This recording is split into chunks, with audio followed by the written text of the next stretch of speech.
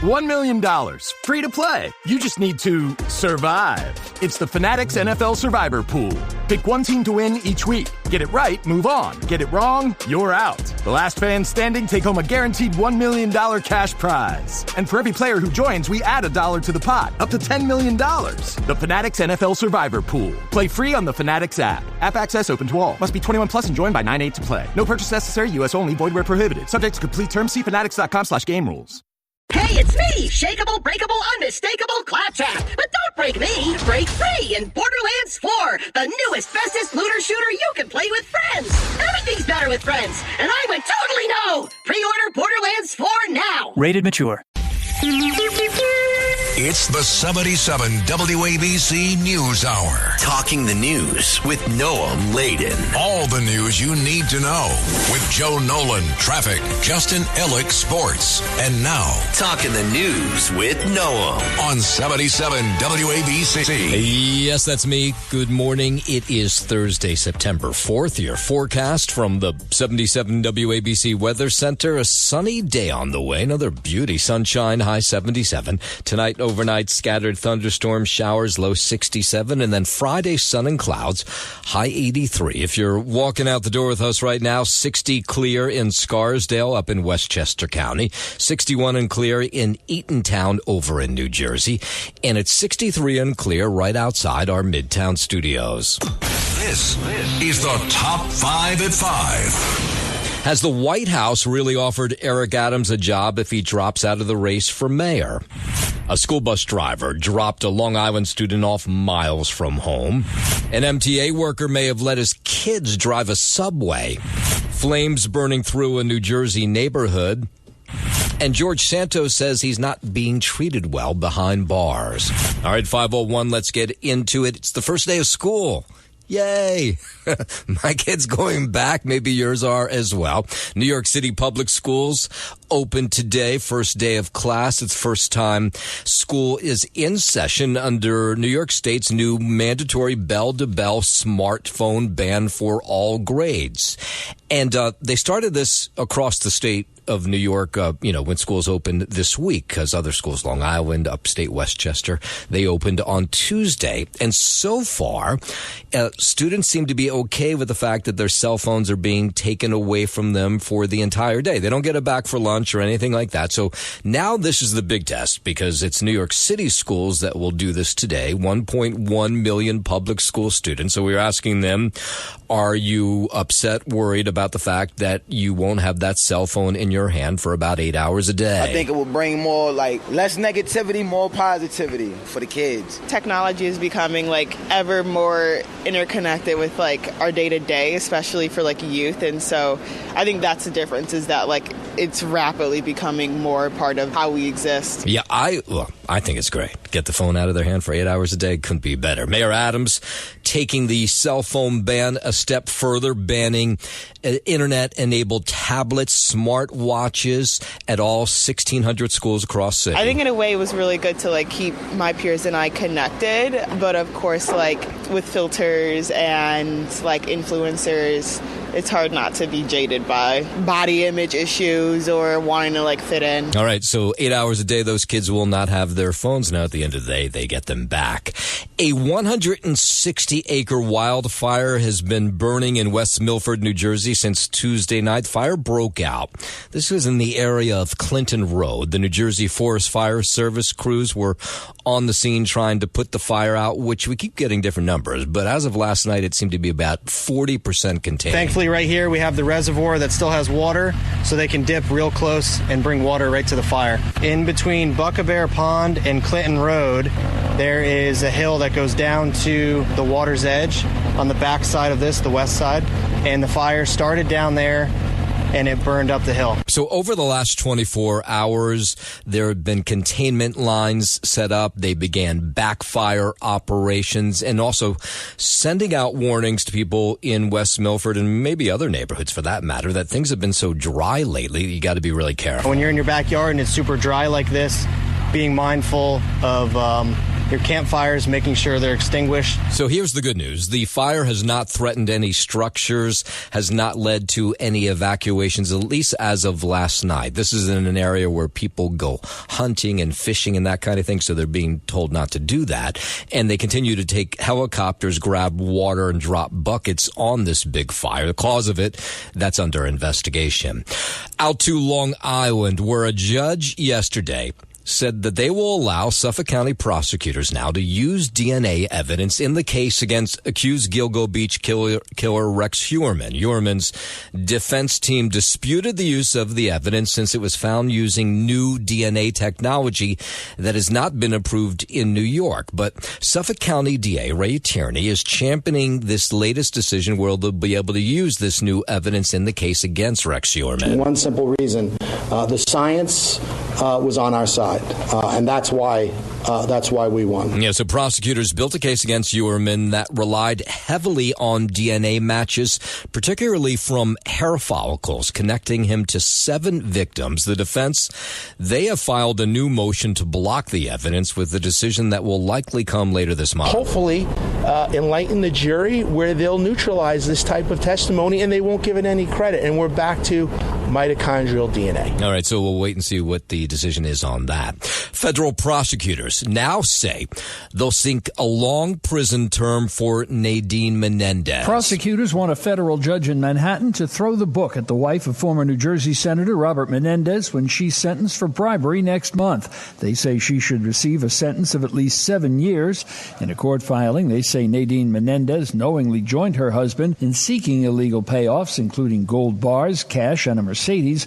Menendez lawyers are asking the judge to go easy on their client and sentence her to just a year and a day behind bars. I'm Larry Kofsky, NBC News Radio. 5:05 up to Harlem, where a 72-year-old woman died in a fire on the 19th floor of an East Harlem high-rise after firefighters had to traverse the stairs because elevators were not working. And they're suggesting if those elevators had been working, maybe this 72-year-old woman would have been alive. Now, people in this building say the elevators go in and out all the time. Sometimes they work, sometimes they don't. Listen, they've been an elevator down for 2 weeks. And if there was an elevator working, it could have got the firemen up there quicker. Yeah, this building, East 122nd Street, right between 2nd and 3rd Avenues. The fire breaking out about 7 p.m. The 72-year-old woman, when they got to her, she was seriously injured already, rushed to the hospital. That's where she was pronounced dead. Here are firefighters. It's very challenging, to get up there. It's not, carrying all the gear up 19 floors and then having to go to work. The apartment had heavy clutter, which caused them to have to search a little harder to find the victim. Yeah, and a firefighter was also taken to Metropolitan Hospital, but their injuries thankfully not considered to be life-threatening. An investigation into those elevators and into that fire is ongoing.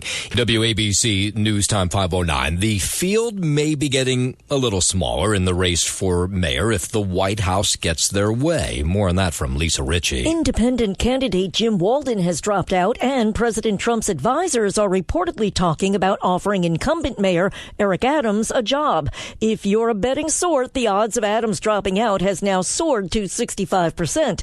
Adams, though, says he's not stepping down. When Mamadani was 1% in the poll, many of you would have told him, you're 1%, get out. Should he have listened to you? If he would have listened to you, he would not have won the primary. There's also talk of independent Curtis Sliwa being offered a job in the Trump administration. The goal is to give Andrew Cuomo a better shot at defeating Zohran Mamadani.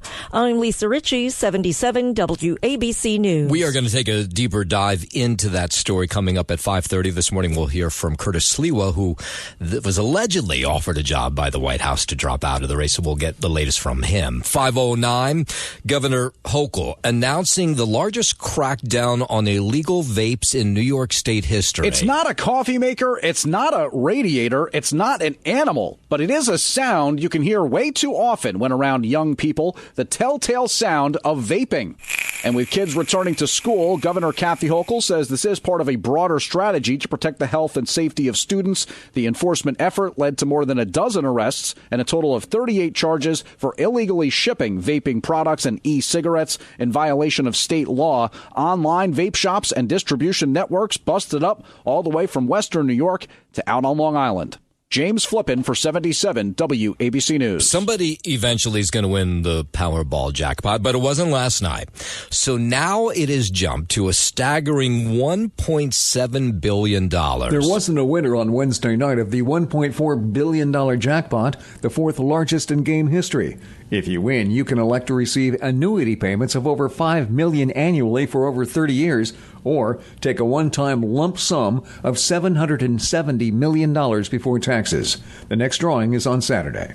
I'm Mark Mayfield. 5:11. Let's go down to Washington. President Trump pushing this idea to send the National Guard to Chicago. He believes the people of Chicago support his efforts to use the National Guard there to fight crime, which, if you've been following the story, is pretty bad there. We could straighten out Chicago. All they have to do is ask us to go into Chicago if we don't have the support of some of these politicians. President telling reporters at the White House yesterday, Illinois, California are being run by incompetent lawmakers. He defended the use of the Guard in Los Angeles again, claiming the city would not be hosting the Olympics in 2028 if he hadn't sent in troops this past summer.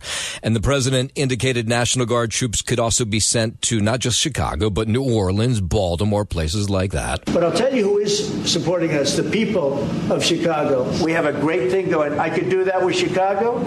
We could do that with New York. We could do it with Los Angeles. So we're making a determination now. Do we go to Chicago? Now, the lawmakers in Chicago and Illinois, for that matter, pushing back. They say they don't want the National Guard, but the president saying the people do. We're going to be going to maybe Louisiana, and you have New Orleans, which has a crime problem. We'll straighten that out in about 2 weeks. The governor of Louisiana said he would welcome in bringing in the National Guard. 5:12. Jeffrey Epstein survivors considering compiling their own list of clients. They held a press conference Capitol Hill yesterday. Here's one of the survivors, Lisa Phillips, says they know the names of those who were regulars in Epstein's world. And so maybe they'll come up with their own list if Congress or the White House refuses to release the Epstein files. I would like to announce here today, us Epstein survivors have been discussing creating our own list. We know the names. Many of us were abused by them. Now, together as survivors, we will confidentially compile the names we all know. So dozens of these Epstein sexual abuse victims, they gathered together yesterday in Washington. They did have both Republican and Democratic lawmakers who are saying that they're on their side. It will be done by survivors and for survivors. No one else is involved. We're not quite sure, how we're going to release that, or even if we're going to. The Department of Justice needs to release the list. Why do we have to say the names when the government knows the names?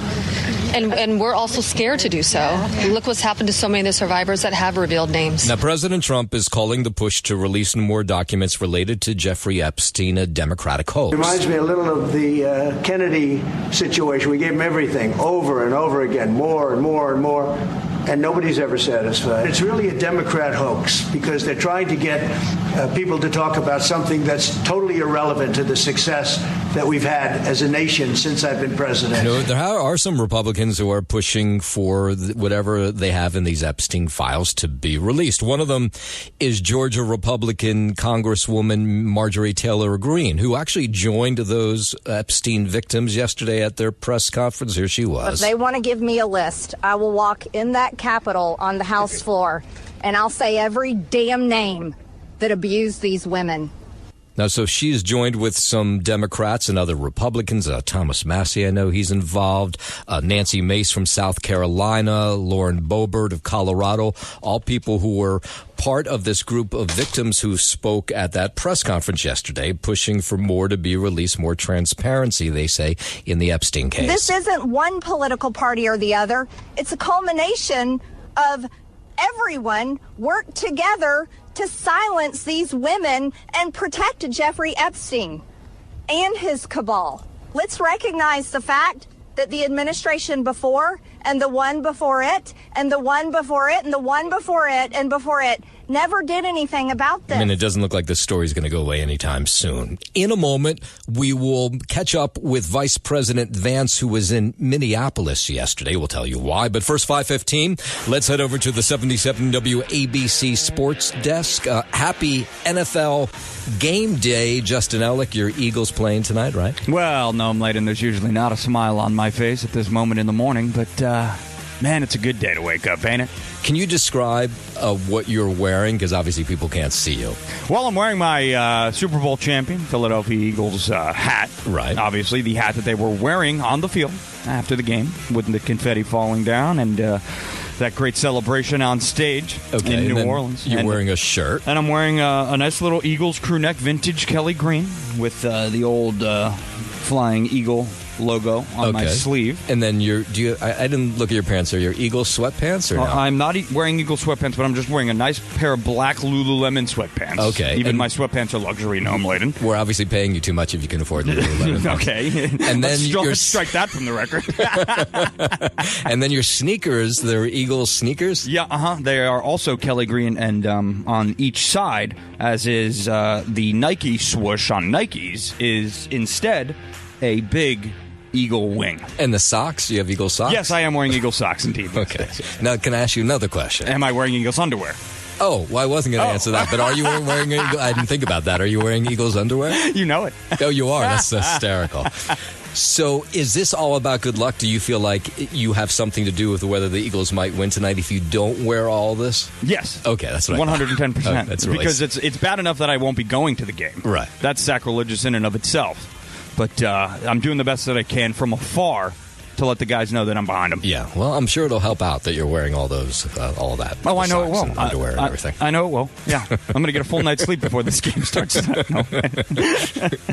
So we will start looking ahead to that kickoff tonight, 8:20 p.m. at Lincoln Financial Field in Philadelphia. The NFL season 2025 edition getting underway with the Cowboys and the Eagles. Eagles, they're 7.5-point favorites tomorrow night out in Sao Paulo, Brazil. The second straight year the NFL is doing the Sao Paulo game out in Brazil. The Chiefs will go up against the Chargers. Chargers technically the home team there. That's an 8 p.m. kickoff tomorrow night. The Chiefs are 3.5-point favorites. And locally here, looking ahead to Sunday at 1 p.m., both the Jets and the Giants will get their seasons underway during the early slate there, the early afternoon games. The Giants are in Washington against the Commanders. Commanders there are 6.5-point favorites. And at 1 p.m. as well, the Jets will welcome in the Pittsburgh Steelers at MetLife Stadium. Steelers there are 2.5-point favorites. And check in on the MLB. In Detroit, the Mets unable to complete a sweep of the Tigers, dropping yesterday's finale by a score of 6-2. They hold a 4-game lead over San Francisco now for the final NL wild card spot. Up next for the Mets, still 5.5 games back of Philly for first place in the division. An off day today before opening up a 3-game weekend set in Cincinnati tomorrow night.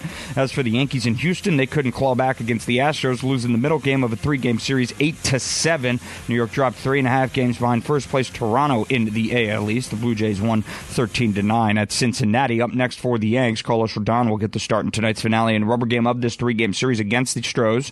First pitch from Houston scheduled for 7:40. And at Flushing Meadows, Yannick Sinner returned to the U.S. Open semifinals by beating number 10 Lorenzo Musetti 6-1, 6-4, 6-2 in the first all-Italian matchup in a men's major quarterfinal. And today, we're looking ahead to the women's semifinal, 7 p.m. tonight on ESPN. 1 seed Arena Sabalenka will go up against American 4 seed Jessica Pegula on Arthur Ashe Stadium. And at 8:30 right thereafter, also on Arthur Ashe, it'll be 23 seed Naomi Osaka against 8 seed American Amanda Anisimova. That is your sports know, man. I'm Justin Ellick on 77 WABC. WABC News Time 5:20. Vice President Vance, he was in Minneapolis yesterday, traveled there. 1 week anniversary of that mass shooting at Annunciation Catholic Church School, visiting the site, meeting with parents of the victims. A lot of things have happened to me since I've become the Vice President of the United States. I have never had a day that will stay with me like this day did, because I really felt like these parents, in the midst of the worst grief of their entire lives, they opened up their lives and they opened up their hearts and they made me part of it. Yeah, Vice President said the trip served as a reminder to be the best father he could be. Down to Washington, 521, President Trump meeting with the new president of Poland at the White House yesterday. The president telling reporters he has a good relationship with Karol Nowacki and backed him in his recent election. I just want to say it's an honor to have you. We'll be discussing trade and various other things.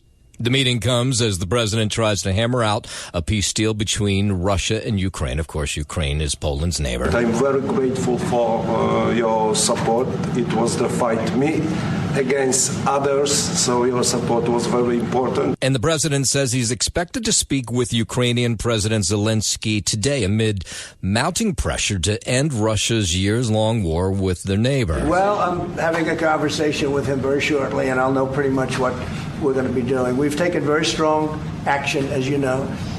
I have no message to President Putin. He knows where I stand, and he'll make a decision one way or the other. Whatever his decision is, we'll either be happy about it or unhappy. President having that conversation with reporters yesterday as the leaders of China, Russia, and North Korea made this joint appearance yesterday in Beijing as China held its largest ever military parade. Correspondent Janice Mackey-Freyer reports the spectacle definitely drew the attention of the White House. President Trump posting to Truth Social as the parade got underway, saying, quote, "Please give my warmest regards to Vladimir Putin and Kim Jong-un as you conspire against the United States of America." Now, the parade marks the 80th anniversary of Victory Day, which commemorates Japan's surrender at the end of World War II. And there was apparently this reported hot mic moment, which, of course, we always like a good hot mic moment, which reportedly captured the leaders of China and Russia discussing increasing longevity through organ transplants, possibly extending one's lifespan to 150 years, which I think all of us are on board with. President Trump responding to this meeting between these three nations yesterday, he posted on Truth Social, "May President Xi and the wonderful people of China have a great and lasting day of celebration. Please give my warmest regards to Vladimir Putin and Kim Jong-un as you conspire against the United States of America." And the president said, I definitely made that statement. When they did what they did, I thought it was a beautiful ceremony. I thought it was very, very impressive. But I understood the reason they were doing it, and they were hoping I was watching, and I was. My relationship with all of them is very good. We're going to find out how good it is over the next week or two. The president said he thought up that post that he put up on Truth Social and that he meant it. Meanwhile, while we're overseas, more Palestinians on the move as the Israeli military pushes into Gaza City. Correspondent Richard Angle reports the effort is unpopular with some in Israel who've been taking to the streets yesterday for what was a day of disruption. There are protests today here in Jerusalem, and among the demonstrators are mothers of soldiers who don't want their sons and daughters to fight in Gaza, saying they no longer believe in the war, that it is not working to get the hostages out. Israeli tanks rolled into a crowded neighborhood where residents claim grenades were dropped that were being used in one area where people were sheltering. Local health officials say 24 were killed yesterday. Now, Israel's pushed back against some of those numbers. More from this correspondent who is in the Middle East today. They don't have confidence in Prime Minister Netanyahu and believe that he is continuing this war, rejecting ceasefires for political reasons so that he could hold his coalition together that also includes members of far-right political parties. And Engel reports that Israel is preparing and continue to preparing for this major push into Gaza City. Humanitarian groups have warned that if Israeli troops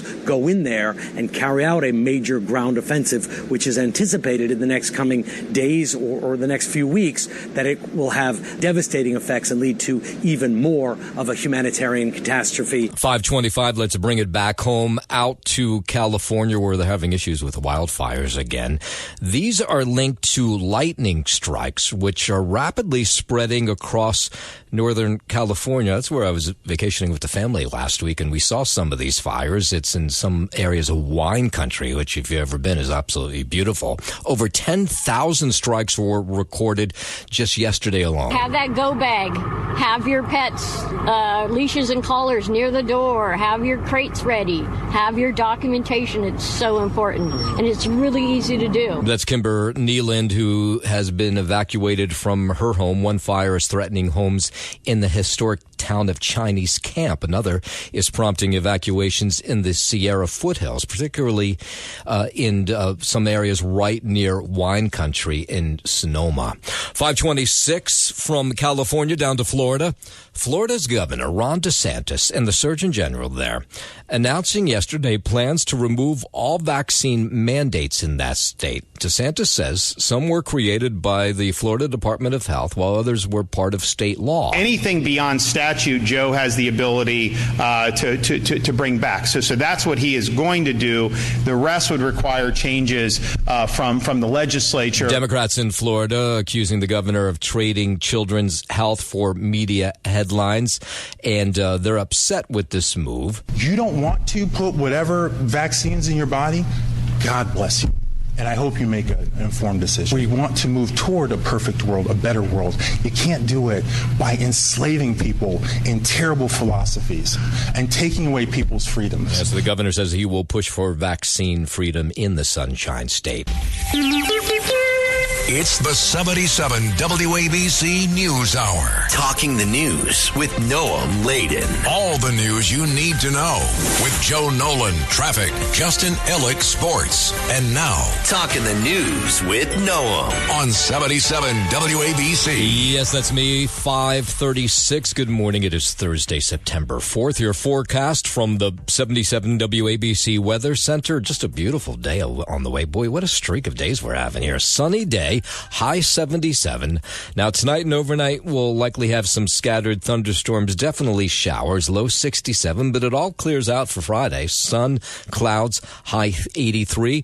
If you're walking out the door with us right now, so happy you are, it is 60 clear in Scarsdale up in Westchester County, 61 and clear in Eatontown over in New Jersey, and it's 63 and clear right outside our Midtown studios.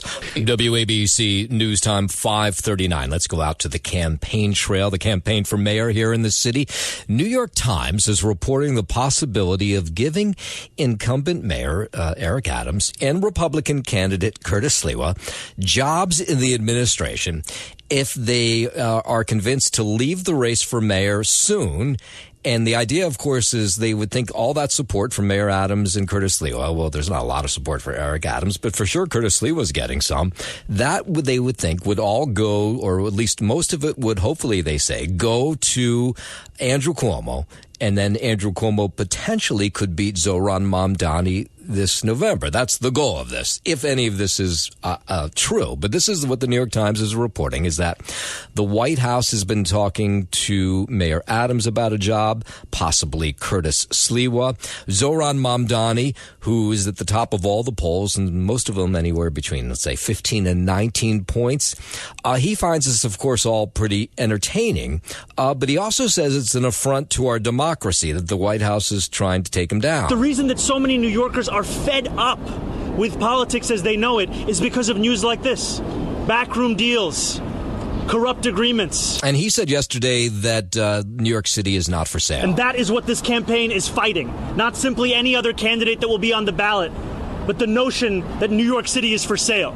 We know that this city will decide its own future, and we know that it is New Yorkers that we will turn to make that decision in November, not the White House in Washington, D.C. Now, Mayor Adams insists he has the job and the only job that he wants.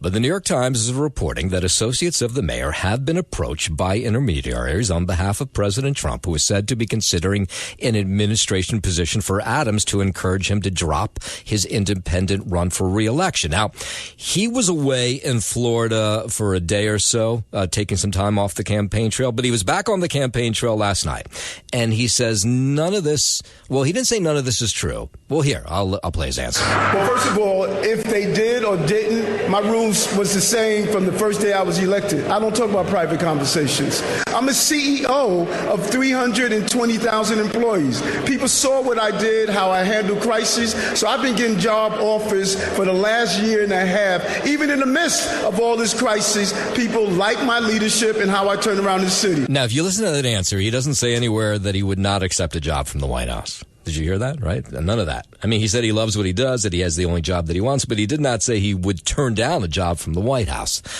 So, of course, others are saying this is just a distraction from this race, and I think this is Curtis. I will never... Okay, so Curtis Lewa was asked about this yesterday. Was he offered a job? Would he leave the race to help beat Zohran Mamadani? And I could have told you what his answer was weeks ago to this. So he said, at one point, he said the only way he would leave the race is in a pine box. Here's what he said yesterday. I will never drop out. I am the Republican Party candidate. I am a major party candidate. I am the law and order candidate. Zohran Mamadani is Bill de Blasio on steroids, and Eric Adams and Andrew Cuomo, they're Mamadani light. Now, of course, even if the two were to drop out of the race, which most people don't think they will, would it even be enough to put Andrew Cuomo over the top? That's assuming that everybody who was going to vote for Mayor Adams and Curtis Lewa would then vote for Andrew Cuomo. I mean, some of those people would probably just not vote because their candidate wasn't in the race. Voters, they don't know what to think about this. I think it'll hurt him to have Trump help. No, I think she's talking about Andrew Cuomo here. I think it'll hurt him to have Trump helping him because this is New York. We're liberal.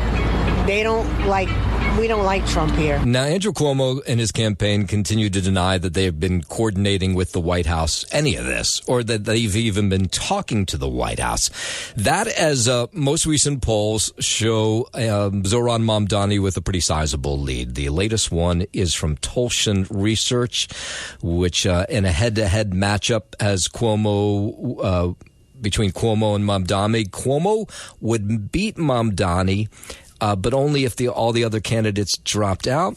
Am I reading this poll correctly? Or it would get closer. Sorry, the race would get closer if the others dropped out. But none of those other candidates, I can almost assure you that none of those other candidates are likely going to drop out. Either way, you should be listening to Sid and Friends in the morning at 6:45 this morning, because Curtis Lewa himself is going to stop by. And he's going to break down this entire story. We'll find out from him if he was really offered any kind of gig or anything from the White House. And as you heard, he's already said he wouldn't take it anyway. But he'll give us some insight that I don't have here. That's coming up at 6:45 this morning. Sid and Friends in the morning. Make sure you're here for that. 5:44. The MTA is investigating a TikTok post that appears to show a subway operator allowing two young people to run his subway train. These videos were apparently recorded back in July. They're all over TikTok. You may have run into them.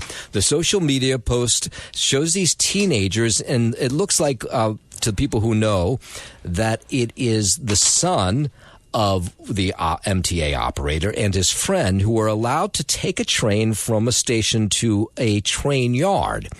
Now, everybody's investigating this. It's not 100% that this is real, but the MTA CEO, Jano Lieber, confirming the video is under investigation, but he can't necessarily comment on what's going on. Somebody who lets people who are not qualified and certified and fully trained to drive a train ought to be fired. That's my opinion. Yes, so it looks real when I watch the video. I mean, it looks real to me. Subway riders say this is all, a little fear-inducing that a subway trainman would let their kids get behind the controls. You have people's lives at risk. People ride the trains every day. That's horrible. I think this is out of control. The situation is going on with the MTA, between the surfing and the hijacking the trains. You see the TikTok videos and all that stuff out there. Oh, no. Oh, no, that's bad. That's completely bad. That's irresponsible. I don't want to see a kid that young driving the train like that. Yeah, I mean, this would be a huge story if a worker was letting his kids behind the controls of a train. I mean, you can't get any more irresponsible than that. For the past 12 months, there have been 4 different investigations regarding similar incidents where a teenager or otherwise unqualified person was seen driving a train. So the MTA says they'll have more to say about this in the coming weeks. 5:45, let's head over to the 77 WABC Sports Desk, and here's Justin Ella. Thank you, Noam Laden, and today is the day. It's what we've all been waiting for, really. Getting through the summer here, the start of the 2025 NFL football season. Tonight, 8:20 p.m. That's your kickoff at Lincoln Financial Field. The defending champion Philadelphia Eagles welcoming in the division rival Dallas Cowboys as 7.5-point favorites. They will get the season underway before we go to Brazil tomorrow night, 8 p.m. kickoff between the Chiefs and the Chargers. The Chargers technically the home team there in that contest, and the defending AFC champions in the Chiefs will be 3.5-point favorites heading into that contest. And Sunday at 1 p.m., both of our local clubs in the Jets and the Giants will get their regular seasons underway. The Giants are in Washington against the division rival Commanders. The Commanders there are 6.5-point favorites. And also at 1 p.m. on Sunday, the Jets will welcome in the Pittsburgh Steelers. Pittsburgh there, 2.5-point visiting favorites. And in Detroit, to the Diamond here we go. The Mets were unable to complete a sweep of the Tigers, dropping yesterday's finale by a score of 6-2. New York holds a 4-game lead over San Francisco for the final National League wild card. Up next for the Mets, still 5.5 games back of Philly for first place in the division. An off day today before opening up a 3-game weekend set in Cincinnati tomorrow night. As for the Yankees in Houston, they couldn't claw back against the Astros, losing the middle game of a 3-game series 8-7. New York dropped 3.5 games behind first place Toronto in the AL East. The Blue Jays won 13-9 at Cincinnati. They win every day, it seems like. Up next for the Yankees, Carlos Rodon will get the start in tonight's finale and rubber game of this 3-game series against the Astros. First pitch from Houston is scheduled for 7:40. And to tennis at Flushing Meadows, defending champion Jannik Sinner returned to the U.S. Open semifinals by beating number 10 Lorenzo Musetti 6-1, 6-4, 6-2 in the first all-Italian matchup in a men's major quarterfinal. Looking ahead to today, the women's semifinal, 7 p.m. tonight. Arina Sabalenka, the 1 seed for the women there, goes up against 4 seed and American Jessica Pegula at Arthur Ashe. And at 8:30 thereafter, it'll be 23 seed Naomi Osaka against another American, Amanda Anisimova, the 8 seed there for the women. That is your Sports Noam, and I'm Justin Alec on 77 WABC. WABC News Time 5:50. Let's go out to Long Island, where a man shot dead by officers in Carle Place yesterday after his mother had called police. This was early yesterday morning. So police respond to this home on Rushmore Avenue. It was about 1 a.m. for a domestic incident. His mother called police, reporting that her 33-year-old son was out of control, highly intoxicated, and refused to leave his home. When he realized Mom called 911, he got very highly agitated. He started taking his shirt off, taking his pockets, emptying his pockets out on the table. So his name's James Rosano. Apparently, this is what his mother said, that he said to her, "Kiss me and say goodbye because I'm going to go outside and police are going to take my life." He was described as incredibly irate as officers arrived. Authorities say he picked up what appeared to be a shotgun. It was later discovered to be a BB gun, but officers would have no way of knowing that as he waved it at him. After numerous commands, officers who were on the scene responding to the mother's call told him to drop the gun. He did not. So finally they opened fire on Rosano. First officer is speaking to the mother at the door and turns, looks to his right, and that individual picks that gun up and points it at our officer. He immediately pushes the mother into the house, putting his life in danger to save that woman. Now, Rosano, known to cops because he had multiple arrests for assaults, including for assaulting his girlfriend. That was just on Monday. He had another arrest here in the city 5 days before that.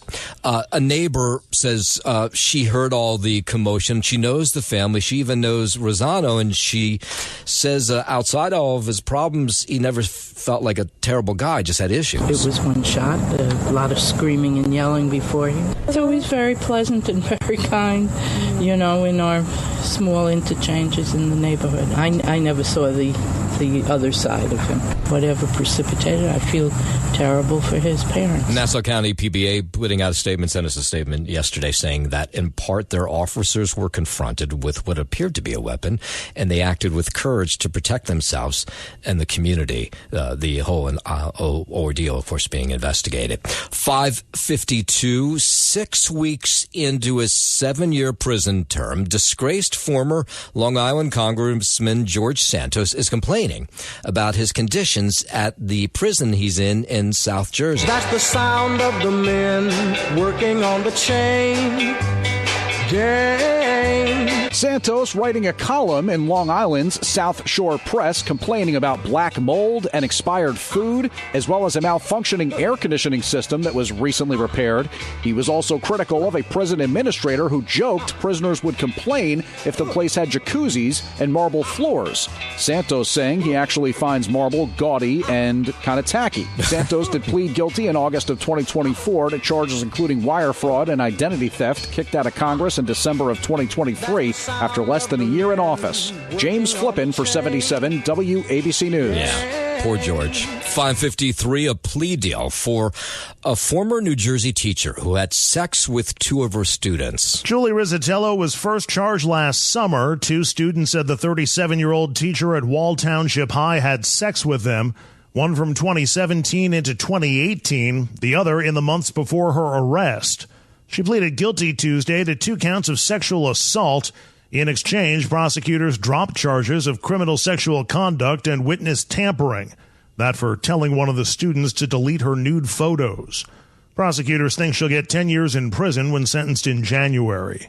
Andrew Whitman, NBC News Radio, New Jersey. All summer long, I've been hearing from strap-hanger subway riders about how terrible it's been this summer. The delays on the subway, just constant. So new numbers from the MTA show subway service hit a breaking point this summer. The MTA reported 138 disruptions classified as they call major incidents. These were in June and July. That's the highest number for those months. You have to go all the way back to 2018. And when you talk to riders, they say the aging infrastructure, failing equipment is just ruining their day, making them late for work, late for appointments. Yesterday, I was down here waiting for the end for well over an hour. It was pretty nuts. I've been late to work more than I should be. I've lived here for 21 years.